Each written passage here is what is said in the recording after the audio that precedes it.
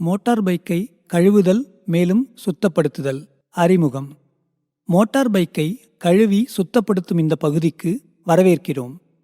Motor பைக்கை கழுவி சுத்தப்படுத்துவது என்பது மதிப்பை கூட்டுகிற ஒரு பராமரிப்பாகும்.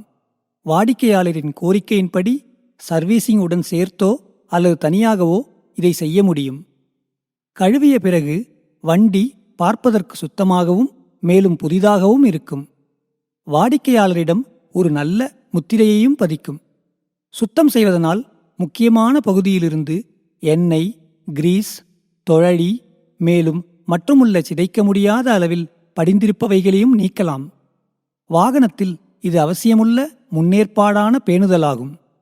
இருப்பினும் மோட்டார் பைக்கை சுத்தம் செய்வது என்பது ஒரு சிக்கலான பணியாகும். ஏனெனில் வாகனங்களில் அக்கறையுடன் மேலும் எச்சரிக்கையுடன் கையாள வேண்டிய பகுதிகளும் உள்ளது. தவறாக டூ வீலரை சுத்தம் செய்வதனால் அதனுடைய பகுதிகள் மற்றும் பெயிண்டும் சேதமடையலாம். மேலும் இது சில பகுதிகளை துருப்பிடிக்க வைக்கவும் முடியும். இந்த பகுதியில் ஒரு மோட்டார் பைக்கை சுத்தம் செய்யும் முறையை நாம் படிப்படியாக பார்க்கலாம்.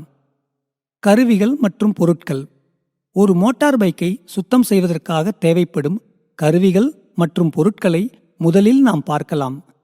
நமக்கு தேவையானவைகள் பிரஷர் வாஷர், தண்ணீர், ஏர் கம்ப்ரஸர், பக்கெட், ஆட்டோ டிடர்ஜென்ட், பெரிய கிளீனிங் பிரஷ், ஸ்பாஞ்ச் அல்லது மென்மையான டவல், காய வைக்க மென்மையான டவல், சில ஆன்டி கரோஷன் ஃப்ளூயிட் மற்றும் கிரீஸ். செய்முறை. மோட்டார் பைக்கை சுத்தம் செய்வதில் பங்கு பெறும் படிகளை நாம் இப்போது பார்க்கலாம். முதலில் மோட்டார் பைக்கை குளிரவிடவும். சூடான என்ஜினின் மேல் குளிர்ந்த தண்ணீரை நேரடியாக தெளித்தால் என்ஜின் பகுதிகளை அது நாசமாக்கிவிடும். டூ வீலரை கழுவும் இடத்திற்கு நகர்த்தவும். இந்த இடம் உறுதியான மேற்பரப்பை கொண்டதாக இருக்க வேண்டும். வண்டி சென்டர் ஸ்டாண்டில் உள்ளதை உறுதி செய்ய வேண்டும். பெட்ரோல் குழாய் வாயை மூடவும். அடுத்து கழுவுவதற்கு சோப்பு, தண்ணீர் கரைசலை ரெடியாக வைத்திருக்க வேண்டும். டூ வீலரை கழுவுவதற்கு முன்னால் எடுக்க வேண்டிய சில முன்னெச்சரிக்கை நடவடிக்கைகளை நாம் இப்போது பார்க்கலாம். தனிப்பட்ட உடைமைகளை மோட்டார் பைக் பெட்டி மற்றும் சேர்த்து வைக்கும் இடங்களிலிருந்து அகற்றுதல். கழுவுவதற்கு முன்பு தவறாக பழுது பார்த்த எலக்ட்ரிக்கல் வயரிங் மற்றும் சுவிட்ச் காப்பிடப்பட்ட டேப்பால் சுற்றுதல். கைப்பிடிகளில் உள்ள எலக்ட்ரானிக் சுவிட்ச் மற்றும் இண்டிகேட்டர் அளவியான ஸ்பீடோமீட்டர் போன்றவைகளில் உங்களுக்கு சந்தேகம் இருந்தால் அவைகளின் மேல் அழுத்தமான தண்ணீரை நேரடியாக தெளிக்க வேண்டாம். இவைகளை தனியாக ஈரமான ஸ்பாஞ்ச் அல்லது துணி கொண்டு துடைக்கவும். டூ வீலரை எப்படி சுத்தம் செய்வது என்பதை நாம் இப்போது பார்க்கலாம். பம்பினுடைய மெயினை ஆன் செய்யவும். சரி செய்யும் பிரஷர் செட்டிங் அளவி அல்லது சுவிட்சின் மூலம் பம்ப் பிரஷரை நடு புள்ளிக்கு கொண்டு வரவும். நடுத்தர பிரஷருடன் வண்டியை ஸ்ப்ரே செய்து நனைக்கவும். சில வாஷர்கள் சரி செய்யக்கூடிய நாசில் ஹெட்டை கொண்டுள்ளது. இது ஸ்ப்ரே செய்யும் பொழுது பிரஷரை சரி செய்யும். வீல்களில் ஸ்ப்ரே செய்யும் பொழுது குறைந்த பிரஷர் செட்டிங்கில் தொடங்கி மேலும் அதை மெதுவாக கூட்டுவது நல்லது. அங்கே தண்ணீர் அழுத்தத்தை சரி செய்ய வழி எதுவும் இல்லை எனில் ஸ்ப்ரேயரை பரிசோதித்து அதனுடைய பிரஷர் ஏற்றுக்கொள்ளக்கூடியதுதான் என்பதை உறுதி செய்ய வேண்டும். பெரிய கிளீனிங் பிரஷை பயன்படுத்தி வீல்கள் மற்றும் செயின் கார்டில் மென்மையான சோப்பு தண்ணீரால் துடைக்கவும். டவல் அல்லது ஸ்பாஞ்சை பயன்படுத்தி soap கரைசலுடன் seat body, panels, engine பகுதி மற்றும் லைட்ஸ் போன்றவைகளை சுத்தம் செய்ய முடியும். எல்லா வெளிப்புற பகுதிகளையும் சுத்தம் செய்த பிறகு பிரஷர் வாஷர் கொண்டு கழுவவும்.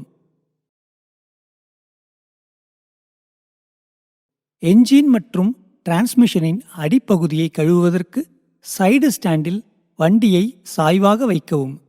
இந்த வகையில் வண்டி சாய்தளத்தில் நிற்கும் வேளையில் அதை சென்டர் ஸ்டாண்டில் வைத்திருக்கும் போது கூட நம்மால் வண்டியின் அடிப்பகுதியை கழுவ முடியும். வண்டியை முற்றிலும் சுத்தம் செய்யவும். பம்பை ஆஃப் செய்துவிட்டு பிறகு தண்ணீரை வடிய விடவும். சிக்கியிருக்கும் தண்ணீரை கம்ப்ரஸ்ட் ஏரை பயன்படுத்தி அகற்றவும். வண்டியை சுத்தம் செய்ய ஒரு மென்மையான டவலால் துடைக்கவும். சொரசொரப்பான துணிகளை பயன்படுத்துவதை தவிர்க்கவும், ஏனெனில் இவைகளால் பெயிண்டில் கீறல்கள் ஏற்படலாம். ஃப்ரேம் மற்றும் வீல்களில் ஆன்டி கரோஷன் திரவத்தை துருப்பிடித்த பகுதியின் மேல் ஸ்ப்ரே செய்து துரு உருவாவதை குறைக்க முடியும். மேலும் அதிகப்படியான திரவத்தை துடைக்கவும். சிறிய அளவு கிரீஸினால் பிரேக் மற்றும் கிளட்ச் கேபிளை உய்வூட்ட வேண்டும். வேலை செய்த இடத்தை சுத்தமாக வைக்கவும். மேலும் கருவிகளை தேவைப்படும் தூரத்தில் தள்ளி வைக்கவும். ஃபியூயல் டேப் ஆன் செய்து வண்டியை ஸ்டார்ட் செய்து பார்த்து என்ஜின் வேலை செய்வதை உறுதி செய்ய வேண்டும்.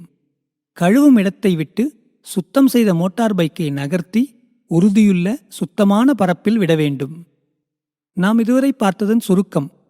மோட்டார் பைக்கை வாட்டர் வாஷிங் மற்றும் கிளீன் செய்வதற்கான சரியான முறையை நாம் பார்த்தோம். நாம் முடிவிற்கு வருவதற்கு முன்னால் பங்கு பெற்ற முக்கிய படிகளை நாம் பார்ப்போம். படி 1, பிளாஸ்டிக் பேக்ஸினால் திறந்துள்ள எலக்ட்ரிக் உபகரணங்களை மூடுதல். படி 2, நடுத்தர பிரஷருடன் வண்டியில் தண்ணீரை ஸ்ப்ரே செய்து நனைத்தல். படி 3, wheels, seat body, panels, engine area, chain guard மற்றும் லைட்ஸ் போன்றவைகளை சோப்பு கரைசலால் தேய்த்தல். படி 4, என்ஜின் மற்றும் டிரான்ஸ்மிஷனின் அடிப்பகுதியை கழுவுதல். படி 5, சிக்கியிருக்கும் தண்ணீரை கம்ப்ரஸ்ட் ஏரை பயன்படுத்தி நீக்குதல். படி 6, ஃப்ரேம் மற்றும் வீல்களில் ஆன்டி கரோஷன் திரவத்தை துருப்பிடித்த பகுதியின் மேல் ஸ்ப்ரே செய்தல்.